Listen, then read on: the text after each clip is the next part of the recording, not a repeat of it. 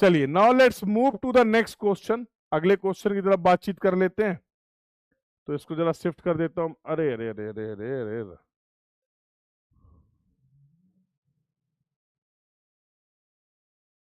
Yes. तो अरे अरे भाई, गलती हो गई। तो अगले क्वेश्चन का अगर बात किया जाए, यस, तो दिस इज द क्वेश्चन, ये क्वेश्चन है।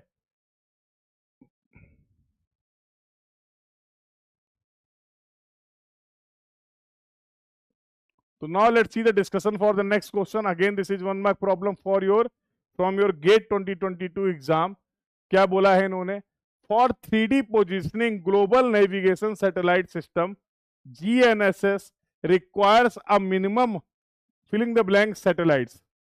अभी रिसेंटली हम लोगों ने डिस्कशन किया था, तो देखा था कि जीपीएस जो होता है basically it works on the principle of टाइलेट्रेशन।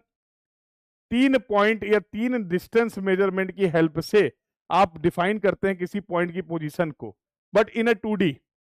तो आपने देखा था एक सैटेलाइट का कवरेज एरिया होता है, सबसे पहले बहुत लार्ज होता है, फिर इसके लिए आपने दूसरे सैटेलाइट से कवरेज एरिया की बात की थी, तो 2 पॉइंट आपको मिल गए थे कि इस रेंज में हमारा पॉइंट लाई करेगा।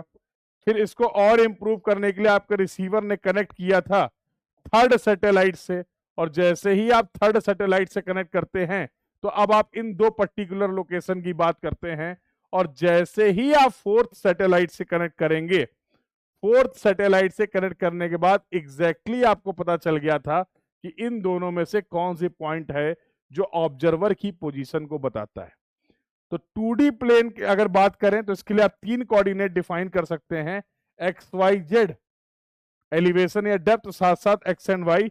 लेकिन अगर 3D की एक्यूरेट पोजीशन चाहिए आपको, तो उसके लिए हम लोग 4 पॉइंट डिफाइन करते थे, कोऑर्डिनेट टर्म्स डिफाइन करते थे, X Y Z, and the most important that is the time that we will consider that we will calculate with the help of the fourth satellite।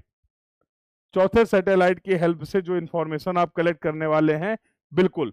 तो accurate position के लिए GPS GNSS is based on the principle of trilateration. Minimum 4 satellites required होंगे। Based on this we will mark B as the correct answer for this question. इसके लिए B को हम लोग correct answer mark करेंगे। I hope the discussion is clear to everyone. Now let's move to the next question. अगले question की तरफ हम लोग मूव करते हैं।